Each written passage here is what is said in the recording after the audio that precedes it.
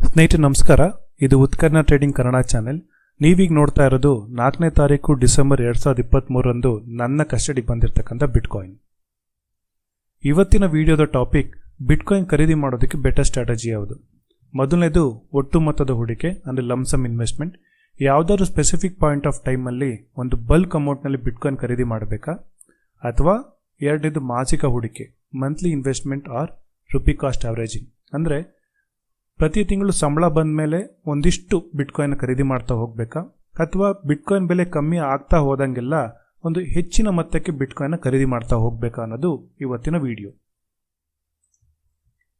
ಮೊದಲಿಗೆ lump sum investment ಬಗ್ಗೆ ಹೇಳೋದಾದರೆ, ಲಮ್ಸಮ್ ಇನ್ವೆಸ್ಟ್ಮೆಂಟ್ ಅಂತಂದರೆ ಯಾವುದಾದ್ರು ಒಂದು ಸ್ಪೆಸಿಫಿಕ್ ಪಾಯಿಂಟ್ ಆಫ್ ಟೈಮಲ್ಲಿ ನಮ್ಮ ಹತ್ರ ಒಂದಿಷ್ಟು ದೊಡ್ಡ ಅಮೌಂಟ್ ಇದೆ, ಅದನ್ನು ಒಟ್ಟಿಗೆ ಇನ್ವೆಸ್ಟ್ ಮಾಡಿ ನಾನು ಬಿಟ್ಕಾಯಿನ್ ಖರೀದಿ ಮಾಡ್ತೀನಿ ಅಂತ ಹೇಳುವಂಥದ್ದು ಲಮ್ಸಮ್ ಇನ್ವೆಸ್ಟ್ಮೆಂಟ್.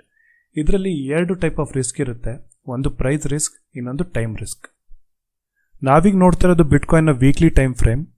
ಲಮ್ಸಮ್ ಇನ್ವೆಸ್ಟ್ಮೆಂಟ್ ಹೇಗೆ ವರ್ಕ್ ಆಗುತ್ತೆ ಅಂದರೆ, ಲೆಟ್ಸೆ ಯಾವುದೋ ಒಂದು ಸ್ಪೆಸಿಫಿಕ್ ಪಾಯಿಂಟ್ ಆಫ್ ಟೈಮಲ್ಲಿ ನಮ್ಮ ಹತ್ರ ಇರ್ತಕ್ಕಂಥ ಅಷ್ಟು ದುಡ್ಡಲ್ಲಿ ಬಿಟ್ಕಾಯಿನ್ನ ಈ ಪಾಯಿಂಟಲ್ಲಿ ಖರೀದಿ ಮಾಡ್ತೀವಿ ಅಂತ ಅನ್ಕೊಳ್ಳೋಣ. ಸೊ ಮೊದಲನೇ ರಿಸ್ಕ್ ಏನು? Price risk. ಬಿಟ್ಕಾಯಿನ್ ಪ್ರೈಸ್ ಈ ಒಂದು ಪಾಯಿಂಟ್ ಆಫ್ ಟೈಮಿಂದ ಇನ್ನೊಂದಿಷ್ಟು ಕೆಳಗಡೆ ಬಂದಿದೆ.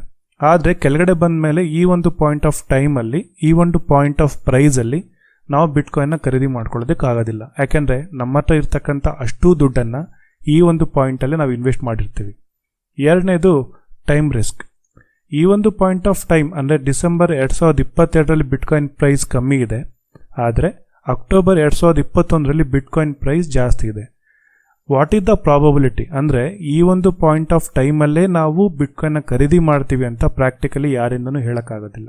ಹಾಗಾಗಿ ಓವರ್ ಆಲ್ ಪ್ರೈಸ್ ರಿಸ್ಕ್ ಏನಿದೆ, ಓವರ್ ಆಲ್ ಟೈಮ್ ರಿಸ್ಕ್ ಏನಿದೆ, ಇವೆರಡನ್ನು ಕೂಡ ಎಲಿಮಿನೇಟ್ ಮಾಡಿ ಬಿಟ್ಕಾಯಿನ್ನ ಬೈ ಮಾಡೋದಿದೆಯಲ್ಲ, ಅದು ಬೆಟರ್ ಸ್ಟ್ರಾಟಜಿ. ಈ ಲಮ್ಸಮ್ ಇನ್ವೆಸ್ಟ್ಮೆಂಟ್ ಸ್ಟ್ರಾಟಜಿ ಏನಿದೆ, ಯಾವುದೇ ಸಂಸ್ಥೆಯ ಹೂಡಿಕೆದಾರರು ಇದನ್ನು ಮಾಡೋದಿಲ್ಲ. ಯಾವುದೇ ದೊಡ್ಡ ಫೈನಾನ್ಷಿಯಲ್ ಇನ್ಸ್ಟಿಟ್ಯೂಷನ್ ಲಮ್ಸಮ್ ಇನ್ವೆಸ್ಟ್ಮೆಂಟಲ್ಲಿ ಹೋಗೋದಿಲ್ಲ. ಎರಡನೇ ಟೈಪ್ ಆಫ್ ಇನ್ವೆಸ್ಟ್ಮೆಂಟ್ ಏನಂದರೆ ಮಾಸಿಕ ಹೂಡಿಕೆ, ಮಂತ್ಲಿ ಇನ್ವೆಸ್ಟ್ಮೆಂಟ್ ಅಥವಾ ರುಪಿ ಕಾಸ್ಟ್ ಆವ್ರೇಜಿಂಗ್. ಪ್ರತಿ ತಿಂಗಳು ಸಂಬಳ ಬರುವಂಥವ್ರು ಪ್ರತಿ ತಿಂಗಳ ಸಂಬಳದಲ್ಲಿ ಒಂದಿಷ್ಟು ದುಡ್ಡನ್ನು ಉಪಯೋಗಿಸಿ ಬಿಟ್ಕಾಯಿನ್ನ ಖರೀದಿ ಮಾಡ್ತೀವಿ ಅಂತ ಹೇಳುವಂಥದ್ದು ಮಾಸಿಕ ಹೂಡಿಕೆ. ಅಥವಾ ಬಿಟ್ಕಾಯಿನ್ ಬೆಲೆ ಕಮ್ಮಿ ಆಗ್ತಾ ಹೋದಂಗೆಲ್ಲ ಸ್ವಲ್ಪ ಜಾಸ್ತಿ ಅಮೌಂಟಿಗೆ ಬಿಟ್ಕಾಯಿನ್ನ ಖರೀದಿ ಮಾಡ್ತೀವಿ ಅಂತ ಹೇಳೋದು ರುಪಿ ಕಾಸ್ಟ್ ಆವ್ರೇಜಿಂಗ್. ರುಪಿ ಕಾಸ್ಟ್ ಆವ್ರೇಜಿಂಗ್ ಬಗ್ಗೆ ಹೇಳೋದಾದರೆ, ಲೆಟ್ಸೆ ಈ ಒಂದು ಪಾಯಿಂಟ್ ಆಫ್ ಟೈಮಲ್ಲಿ ನಾವು ಒಂದು 10,000 ರೂಪಾಯಿಗೆ ಬಿಟ್ಕಾಯಿನ್ನ ಖರೀದಿ ಮಾಡ್ತೀವಿ ಅಂತ ಅಂದ್ಕೊಳ್ಳಿ. ಮುಂದಿನ ತಿಂಗಳು ಸಂಬಳ ಬಂದ ಮೇಲೆ ಬಿಟ್ಕಾಯಿನ್ ಪ್ರೈಸ್ ಇಲ್ಲಿವರೆಗೂ ಬಂದಿರುತ್ತೆ, ಮತ್ತೆ 10,000 ರೂಪಾಯಿಗೆ ಬಿಟ್ಕಾಯಿನ್ನ ಖರೀದಿ ಮಾಡೋದಿಲ್ಲ, ಒಂದು 15,000 ರೂಪಾಯಿಗೆ ಬಿಟ್ಕಾಯಿನ್ನ ಖರೀದಿ ಮಾಡ್ತೀವಿ. ಈ ರೀತಿ ಮಾಡೋದ್ರಿಂದ ಏನಾಗುತ್ತೆ, ಪ್ರೈಸ್ ಆವ್ರೇಜ್ ಆಗ್ತಾ ಹೋಗುತ್ತೆ. ಉದಾಹರಣೆಗೆ ಮೈಕ್ರೋ ಸ್ಟ್ರಾಟಜಿ ಕಂಪ್ನಿಯ ಬಿಟ್ಕಾಯಿನ್ ಖರೀದಿ ಮತ್ತು ಎಲ್ ಸಾಲ್ವಡಾರ್ ಅಂತ ಒಂದು ದೇಶ ಇದೆ ಸೆಂಟ್ರಲ್ ಅಮೆರಿಕಾದಲ್ಲಿ, ಅವರ ಒಂದು ಸ್ಟ್ರಾಟಜಿ ಮಂತ್ಲಿ ಇನ್ವೆಸ್ಟ್ಮೆಂಟ್ ಅಥವಾ ರುಪಿ ಕಾಸ್ಟ್ ಆವ್ರೇಜಿಂಗ್ಗೆ ಹೋಲಿಕೆ ಆಗುತ್ತೆ. ರುಪಿ ಕಾಸ್ಟ್ ಆವ್ರೇಜಿಂಗ್ನ ಮೊದಲ ಉದಾಹರಣೆ ಅಂತಂದರೆ ಮೈಕ್ರೋ ಸ್ಟ್ರಾಟಜಿ ಕಂಪ್ನಿ. ಈ ಒಂದು ಮೈಕ್ರೋ ಸ್ಟ್ರಾಟಜಿ ಕಂಪ್ನಿ ಇರೋದು ಅಮೆರಿಕಾದಲ್ಲಿ. ಅಮೆರಿಕಾದ ಪಬ್ಲಿಕ್ಲಿ ಟ್ರೇಡೆಡ್ ಕಂಪ್ನಿ, ಅಂದರೆ ನಾಸ್ಡಾಕಲ್ಲಿ ಲೀಸ್ಟ್ ಆಗಿದೆ. ಇವರ ಹತ್ರ 1,74,530 ಬಿಟ್ಕಾಯಿನ್ ಇದೆ ಆಸ್ ಆಫ್ ನವೆಂಬರ್ 30, 2023. ಇವರು ಹೇಳ್ತಾ ಇರೋ ಹಾಗೆ ಪ್ರತಿಯೊಂದು ಬಿಟ್ಕಾಯಿನನ್ನು ಅಟ್ ಅನ್ ಆವ್ರೇಜ್ ಪ್ರೈಸ್ $30,000 ಚಿಲ್ಲರೆಗೆ ಅವರು ಖರೀದಿ ಮಾಡಿದ್ದಾರೆ ಅಂತ. ಇವತ್ತಿನ ಒಟ್ಟು ಮೊತ್ತ $5.28 ಬಿಲಿಯನ್. ಮೈಕ್ರೋ ಸ್ಟ್ರಾಟಜಿ ಕಂಪ್ನಿಯವರು ಯಾವಾಗೆಲ್ಲ ಬಿಟ್ಕಾಯಿನ್ನ ಖರೀದಿ ಮಾಡಿದ್ದಾರೆ ಅಂತ ನೋಡೋದಾದರೆ, ಇವರು ಮೊದಲನೇ ಸಲ ಬಿಟ್ಕಾಯಿನ್ ಖರೀದಿ ಮಾಡಿದ್ದು 2020ರಲ್ಲಿ, ಒಟ್ಟು 21,454 ಬಿಟ್ಕಾಯಿನ್. ಅಲ್ಲಿಂದ ಇಲ್ಲಿವರೆಗೂ ಇವರು 2020ರಲ್ಲೂ ಬಿಟ್ಕಾಯಿನ್ ಖರೀದಿ ಮಾಡಿದ್ದಾರೆ, 2021ರಲ್ಲೂ ಕೂಡ ಬಿಟ್ಕಾಯಿನನ್ನು ಖರೀದಿ ಮಾಡಿದ್ದಾರೆ, 2022ರಲ್ಲಿ ಮತ್ತು 2023ರಲ್ಲಿ. ಸೊ ಅಂದರೆ ಪ್ರತಿ ವರ್ಷ ಆಲ್ಮೋಸ್ಟ್ ಪ್ರತಿ ತಿಂಗಳು ಯಾವಾಗೆಲ್ಲ ಅವರಿಗೆ ಸಾಧ್ಯ ಆಗಿದೆ ಅವಾಗೆಲ್ಲ ಅವರು ಬಿಟ್ಕಾಯಿನ್ನ ಖರೀದಿ ಮಾಡ್ತಾನೆ ಹೋಗಿದ್ದಾರೆ. ಇದು ಟ್ರೇಡಿಂಗ್ ವ್ಯೂಯಲ್ಲಿ ಒಂದು ಪಿಕ್ಚೋರಿಯಲ್ ರೆಪ್ರೆಸೆಂಟೇಷನ್. ಯಾವೆಲ್ಲ ಪಾಯಿಂಟ್ ಆಫ್ ಟೈಮ್ ಅಂದರೆ ಯಾವೆಲ್ಲ ಪಾಯಿಂಟ್ ಆಫ್ ಪ್ರೈಸಲ್ಲಿ, ಪಾಯಿಂಟ್ ಆಫ್ ಟೈಮಲ್ಲಿ ಬಿಟ್ಕಾಯಿನನ್ನು ಖರೀದಿ ಮಾಡಿದ್ದಾರೆ ಅನ್ನೋವಂಥದ್ದು ಒಂದು ಪಿಕ್ಚೋರಿಯಲ್ ರೆಪ್ರೆಸೆಂಟೇಷನ್ ಇಲ್ಲಿ ತೋರಿಸ್ತಾ ಇದ್ದಾರೆ. ಓವರ್ ಆಲ್ ಒಂದು ಕನ್ಕ್ಲೂಷನ್ ಏನಂತಂದರೆ, ಯಾವಾಗೆಲ್ಲ ಸಾಧ್ಯ ಆಗುತ್ತೆ ಅವಾಗೆಲ್ಲ ಮೈಕ್ರೋ ಸ್ಟ್ರಾಟಜಿಯವರು ಬಿಟ್ಕಾಯಿನನ್ನು ಖರೀದಿ ಮಾಡ್ತಾನೆ ಹೋಗಿದ್ದಾರೆ. ಒಂದು ಕಾರಣ ಏನಂತಂದರೆ, ಯಾರೆಲ್ಲ ಬಿಟ್ಕಾಯಿನನ್ನು ಖರೀದಿ ಮಾಡ್ತಾರಲ್ಲ ಅವರು ಅರೌಂಡ್ 70% ಆಫ್ ದ ಪೀಪಲ್ ಆ ಬಿಟ್ಕಾಯಿನನ್ನು ಅವ್ರು ಸೆಲ್ಲೇ ಮಾಡೋದಿಲ್ಲ. ಯಾಕೆಂದರೆ ಯಾರಿಗೆಲ್ಲ ಬಿಟ್ಕಾಯಿನ್ ಅರ್ಥ ಆಗಿದೆ ಅವರು ತಿಳ್ಕೊಂಡಿರೋವಂಥದ್ದು ಏನಂದರೆ, ಬಿಟ್ಕಾಯಿನ್ ಪ್ರೈಸ್ ಮುಂದಿನ ವರ್ಷಗಳು ಹೋಗ್ತಾ ಅಂದರೆ ಎವ್ರಿ ಇಯರ್ ಅಥವಾ ಪ್ರತಿ 5 ವರ್ಷಕ್ಕೊಂದ್ಸಲಿ ಅಥವಾ 4 ವರ್ಷಕ್ಕೊಂದ್ಸಲಿ ಏನು ಬಿಟ್ಕಾಯಿನ್ ಹಾವಿಂಗ್ ನಡೆಯುತ್ತೆ, ಹಾವಿಂಗ್ ನಡೆದ ನಂತರ ಬಿಟ್ಕಾಯಿನ್ ಪ್ರೈಸ್ ತುಂಬಾ ಅಪ್ರಿಷಿಯೇಟ್ ಆಗುತ್ತೆ. ಈಗೇನಾರ ನಾನು ಬಿಟ್ಕಾಯಿನ್ನ ಸೆಲ್ ಮಾಡಿದ್ರೆ ಮತ್ತೆ ಬಿಟ್ಕಾಯಿನ್ ಖರೀದಿ ಮಾಡಬೇಕು ಅಂದರೆ ತುಂಬ ಜಾಸ್ತಿ ದುಡ್ಡು ಕೊಟ್ಟು ಖರೀದಿ ಮಾಡಬೇಕಾಗತ್ತೆ ಅಂತ ಹೇಳಿ ಯಾರೂ ಕೂಡ ಬಿಟ್ಕಾಯಿನನ್ನು ಸೆಲ್ ಮಾಡೋದಿಲ್ಲ. ಸೊ ಮೈಕ್ರೋ ಸ್ಟ್ರಾಟಜಿ ಅವರ ಸ್ಟ್ರಾಟಜಿ ಏನಂತಂದರೆ along the price risk, along the time risk ಎರಡನ್ನೂ ಮಿಟಿಗೇಟ್ ಮಾಡಿ ಬಿಟ್ಕಾಯಿನನ್ನು ಸಾಧ್ಯವಾದಷ್ಟು ಖರೀದಿ ಮಾಡ್ತಾ ಹೋಗೋದು ಮೈಕ್ರೋ ಸ್ಟ್ರಾಟಜಿ ಅವರ ಸ್ಟ್ರಾಟಜಿ. ರುಪಿ ಕಾಸ್ಟ್ ಆವರೇಜಿಂಗ್ನ ಎರಡನೇ ಉದಾಹರಣೆ ಅಂದರೆ ಎಲ್ ಸಾಲ್ವಡಾರ್ ದೇಶ. ಈ ದೇಶ ಇರುವಂಥದ್ದು ಸೆಂಟ್ರಲ್ ಅಮೆರಿಕಾದಲ್ಲಿ. ಈ ದೇಶದ ಅಧ್ಯಕ್ಷ ನಯೀಬ್ ಬುಕಲೆ. ಎಲ್ ಸಾಲ್ವಡಾರ್ ದೇಶದ ಅಧ್ಯಕ್ಷ ನಯೀಬ್ ಬುಕಲೆ ಅವರು ನವೆಂಬರ್ 2022 17ನೇ ತಾರೀಕಂದು ಒಂದು ಅನೌನ್ಸ್ಮೆಂಟ್ ಮಾಡ್ತಾರೆ, we are buying 1 bitcoin every day starting tomorrow ಅಂತ. ಅಂದರೆ ವೈಯಕ್ತಿಕವಾಗಿ ಅಲ್ಲ, ಎಲ್ ಸಾಲ್ವಡಾರ್ ದೇಶದ ಪ್ರತಿನಿಧಿಯಾಗಿ 1 ಬಿಟ್ಕಾಯಿನನ್ನು ಪ್ರತಿದಿನ ಬೈ ಮಾಡ್ತಾ ಹೋಗ್ತೀನಿ ಅಂತ ಹೇಳ್ತಾರೆ. ಯಾವಾಗ ಎಲ್ ಸಾಲ್ವಡಾರ್ ದೇಶದ ಅಧ್ಯಕ್ಷ ಆದಂಥ ನಯೀಬ್ ಬುಕಲೆ ಅವರು ನಾವು ಪ್ರತಿದಿನ ಒಂದೊಂದು ಬಿಟ್ಕಾಯಿನನ್ನು ಖರೀದಿ ಮಾಡ್ತೀವಿ ಅಂತ ಏನು ಅನೌನ್ಸ್ಮೆಂಟ್ ಮಾಡ್ತಾರೆ, ಆವಾಗ ಬಿಟ್ಕಾಯಿನ್ ಬೇರ್ ಮಾರ್ಕೆಟಲ್ಲಿರುತ್ತೆ. ಪ್ರತಿದಿನ ಬಿಟ್ಕಾಯಿನ್ ಬೆಲೆ ಕಮ್ಮಿ ಆಗ್ತಾ ಹೋಗ್ತಾ ಇರುತ್ತೆ. ಹಾಗಾಗಿ ಅಲ್ಲಿರ್ತಕ್ಕಂಥ ಮಾಧ್ಯಮಗಳು ವಿರೋಧ ವ್ಯಕ್ತಪಡಿಸ್ತಾರೆ ನಯೀಬ್ ಬುಕಲೆ ಅವರ ನಿರ್ಧಾರಕ್ಕೆ, ನೀವು ದೇಶದ ದುಡ್ಡನ್ನು ಹಾಳು ಮಾಡ್ತಿದ್ದೀರಾ ಅಂತ. ಬಟ್ ಬಿಟ್ಕಾಯಿನ್ ಬೇರ್ ಮಾರ್ಕೆಟ್ ಮುಗಿದು ಯಾವಾಗ ಬಿಟ್ಕಾಯಿನ್ ಬುಲ್ ಮಾರ್ಕೆಟಿಗೆ ಶುರುವಾಗುತ್ತೆ, ಓವರಾಲ್ ಎಲ್ ಸಾಲ್ವಡಾರ್ ದೇಶ ಎಷ್ಟು ಹೂಡಿಕೆ ಮಾಡಿತ್ತಲ್ಲ, ಆ ಹೂಡಿಕೆಯ ಅಷ್ಟು ಇನ್ವೆಸ್ಟ್ಮೆಂಟ್ನ ಜೊತೆಗೆ $30,20,257 ಪ್ರಾಫಿಟಲ್ಲಿ ಈಗ ಎಲ್ ಸಾಲ್ವಡಾರ್ ದೇಶ ನಡೀತಾ ಇದೆ. ಒಂದು ವರದಿಯ ಪ್ರಕಾರ ಎಲ್ ಸಾಲ್ವಡಾರ್ ದೇಶದ ಸಾಲ ಏನಿತ್ತು, ಸಾಲವನ್ನು ತೀರಿಸೋ ಮಟ್ಟಿಗೆ ಎಲ್ ಸಾಲ್ವಡಾರ್ ದೇಶ ಬೆಳೀತಾ ಇದೆ. ನಯೀಬ್ ಬುಕಲೆ ಅವರು ಒಂದು 100% ಬಿಟ್ಕಾಯಿನರ್ ಅಂತ ಹೇಳ್ಬೋದು. ಅವ್ರಿಗೂ ಗೊತ್ತಿದೆ ಮುಂದಿನ ದಿನಗಳಲ್ಲಿ ಬಿಟ್ಕಾಯಿನ್ ಬೆಲೆ ಇನ್ನಷ್ಟು ಅಪ್ರಿಷಿಯೇಟ್ ಆಗುತ್ತೆ ಅಂತ. ನಯೀಬ್ ಬುಕಲೆ ಅವರು ಅಧಿಕೃತವಾಗಿ ಹೇಳಿದ್ದಾರೆ, ನಾವು ಯಾವುದೇ ಕಾರಣಕ್ಕೂ ಕೂಡ ನಮ್ಮ ಹತ್ರ ಇರ್ತಕ್ಕಂಥ ಬಿಟ್ಕಾಯಿನನ್ನು ನಾವು ಸೇಲ್ ಮಾಡೋದಿಲ್ಲ ಅಂತ. ನೀವೀಗ ನೋಡ್ತಾ ಇರೋದು ಎಲ್ ಸಾಲ್ವಡಾರ್ ದೇಶದ ಬಿಟ್ಕಾಯಿನ್ ಪೋರ್ಟ್ಫೋಲಿಯೋ. ಈ ಒಂದು ಚಾರ್ಟಲ್ಲಿ ಏನೆಲ್ಲ ಗ್ರೀನ್ ಪಾಯಿಂಟಲ್ಲಿ ಹೈಲೈಟ್ ಆಗಿದೆಯಲ್ಲ, ಈ ಒಂದು ಪಾಯಿಂಟಲ್ಲೇ ಎಲ್ ಸಾಲ್ವಡಾರ್ ದೇಶ ಬಿಟ್ಕಾಯಿನನ್ನು ಖರೀದಿ ಮಾಡ್ತಾ ಹೋಗಿರೋವಂಥದ್ದು. ಸೊ ಇವರು ಕೂಡ ಯಾವುದೇ ರೀತಿ ಲಂಸಮ್ ಇನ್ವೆಸ್ಟ್ಮೆಂಟ ಮಾಡಿಲ್ಲ, across the price, across the time ಬಿಟ್ಕಾಯಿನನ್ನು ಖರೀದಿ ಮಾಡ್ತಾನೆ ಹೋಗಿದ್ದಾರೆ. ಇವರು ಬಿಟ್ಕಾಯಿನ್ ಕಮ್ಮಿ ಬೆಲೆ ಇದ್ದಾಗಲೂ ಕೂಡ ಖರೀದಿ ಮಾಡಿದ್ದಾರೆ, ಬಿಟ್ಕಾಯಿನ್ ಬೆಲೆ ಜಾಸ್ತಿ ಬೆಲೆ ಇದ್ದಾಗಲೂ ಕೂಡ ಖರೀದಿ ಮಾಡಿದ್ದಾರೆ. ಎಲ್ ಸಾಲ್ವಡಾರ್ ದೇಶ ಬರೀ ಬಿಟ್ಕಾಯಿನ್ನ ಖರೀದಿ ಮಾತ್ರ ಮಾಡ್ತಾ ಇಲ್ಲ, ಆ ದೇಶದಲ್ಲಿ ಬಿಟ್ಕಾಯಿನ್ನ ವ್ಯವಹಾರನೂ ಕೂಡ ಅಧಿಕೃತಗೊಳಿಸಿದ್ದಾರೆ.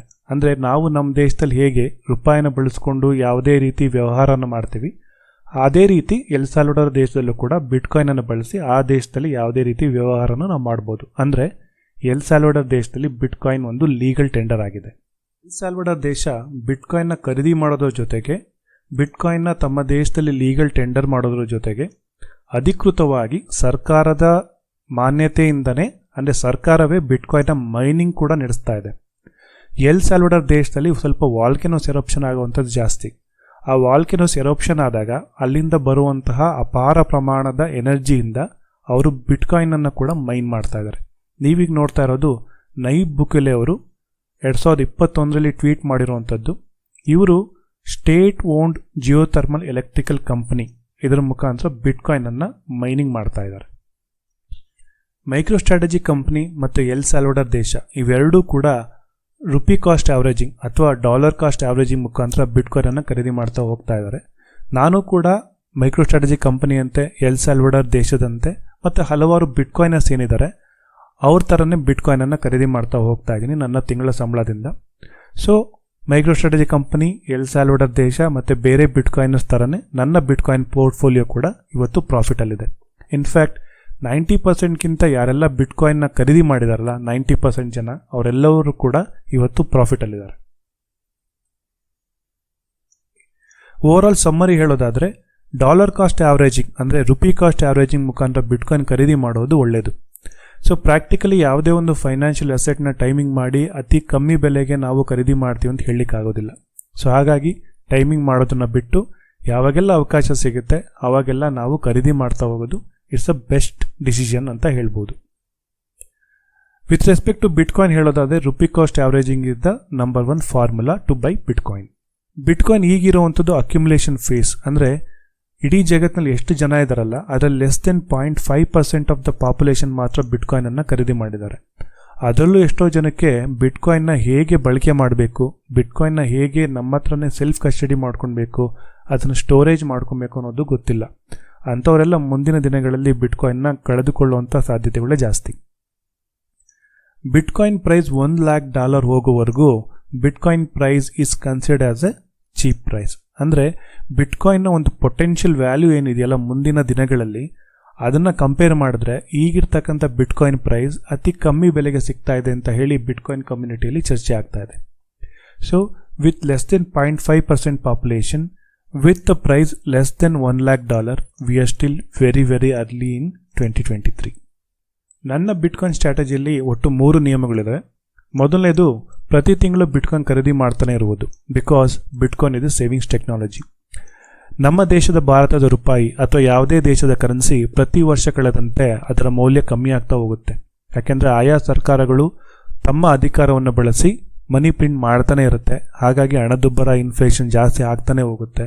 ನಮ್ಮ ದೇಶದ ಭಾರತದ ರೂಪಾಯಿ ಜೊತೆಗೆ ಎಲ್ಲ ದೇಶದ ಕರೆನ್ಸಿಗಳು ಕೂಡ ಅದರ ಮೌಲ್ಯವನ್ನು ಕಳೆದುಕೊಳ್ತಾನೆ ಇರುತ್ತೆ. ಆದರೆ ಬಿಟ್ಕಾಯಿನಲ್ಲಿ ಆ ಥರ ಆಗೋದಿಲ್ಲ. ಎರಡನೇದು, ಇಗ್ನೋರ್ ಆಲ್ ನಾಯ್ಸ್. ಯಾವುದೇ ರಾಜಕಾರಣಿ ಅಥವಾ ಯಾವುದೇ ಸರ್ಕಾರ ನಾವು ಬಿಟ್ಕಾಯಿನನ್ನು ಬ್ಯಾನ್ ಮಾಡ್ತೀವಿ ಅಂತಂದರೆ ಅದನ್ನು ಜಸ್ಟ್ ಇಗ್ನೋರ್ ಮಾಡಿ. ಯಾಕೆಂದರೆ ಯಾರಿಂದಲೂ ಕೂಡ, ಯಾವ ಸರ್ಕಾರದಿಂದ, ಯಾವ ಬಿಸ್ನೆಸ್ ಮೆನ್ನಿಂದ, ಯಾವ ವ್ಯಕ್ತಿಯಿಂದನೂ ಕೂಡ ಬಿಟ್ಕಾಯಿನ್ನ ಬ್ಯಾನ್ ಮಾಡೋಕ್ಕೆ ಸಾಧ್ಯ ಆಗೋದಿಲ್ಲ. Be humble. ಸೊ ನಿಮ್ಮ ಹತ್ರ ಎಷ್ಟು ಬಿಟ್ಕಾಯಿನ್ ಇದೆ ಅಂತ ಯಾವುದೇ ಕಾರಣಕ್ಕೂ ಯಾರಿಗೂ ಹೇಳಬೇಡಿ. Be humble, stack bitcoin. ಮೂರನೇದು, ಬಿಟ್ಕಾಯಿನ್ನೊಂದಿಗೆ ಶ್ರೀಮಂತರಾಗಿ. ಪ್ರತಿ ವರ್ಷಗಳು ಕಳೆದಂತೆ, ಪ್ರತಿ ದಶಕಗಳು ಕೂಡ ಕಳೆದಂತೆ ಬಿಟ್ಕಾಯಿನ್ ಒಂದು ಸ್ಕೇರ್ಸ್ ಅಸೆಟ್ ಆಗಿ ಮಾರ್ಪಟ್ಟಿದೆ. ಅಂದರೆ ಬೇಕು ಅಂದಾಗೆಲ್ಲ ಬಿಟ್ಕಾಯಿನ್ ಸಿಗೋದಿಲ್ಲ. ಸೊ ಹಾಗಾಗಿ ಬಿಟ್ಕಾಯಿನ್ ಬೆಲೆ ಜಾಸ್ತಿ ಆಗ್ತಾನೆ ಹೋಗುತ್ತೆ with respect to any fiat currency. ಅಂದರೆ ಯಾವುದೇ ದೇಶದ ಕರೆನ್ಸಿಗೆ ಹೋಲಿಸ್ಕೊಂಡ್ರೆ ಬಿಟ್ಕಾಯಿನ್ ಬೆಲೆ ಅಪ್ರಿಷಿಯೇಟ್ ಆಗ್ತಾ ಆಗುತ್ತೆ. ಮತ್ತು ಏನಾದರೂ ಬಿಟ್ಕಾಯಿನ್ ಇದ್ದರೆ ಅದನ್ನು ಯಾವುದೇ ಕಾರಣಕ್ಕೂ ಸದ್ಯಕ್ಕೆ ಸೆಲ್ ಮಾಡಬೇಡಿ. ಇನ್ನೂ ಅದನ್ನು ಕನಿಷ್ಠ 15-20 ವರ್ಷಗಳ ಕಾಲ ಬಿಟ್ಕಾಯಿನನ್ನು ಹೋಲ್ಡ್ ಮಾಡಿ ಮುಂದಿನ ದಿನಗಳಲ್ಲಿ ಶ್ರೀಮಂತರಾಗಿ. ಈ ವಿಡಿಯೋದ ಮಾಹಿತಿ ನಿಮ್ಗೆ ಇಷ್ಟ ಆದರೆ ದಯವಿಟ್ಟು ಉತ್ಕರ್ಣ ಟ್ರೇಡಿಂಗ್ ಕನ್ನಡ ಚಾನಲ್ನ ಸಬ್ಸ್ಕ್ರೈಬ್ ಮಾಡಿ, ಬೆಲ್ ನೋಟಿಫಿಕೇಶನ್ ಎನೇಬಲ್ ಮಾಡಿಕೊಂಡು ಈ ಒಂದು ವಿಡಿಯೋಗೆ ದಯವಿಟ್ಟು ಲೈಕ್ ಮಾಡೋ ಮುಖಾಂತರ ಸಪೋರ್ಟ್ ಮಾಡಿ ಅಂತ ಹೇಳಿ ಕೇಳ್ಕೊಳ್ತೀನಿ. ಧನ್ಯವಾದಗಳು.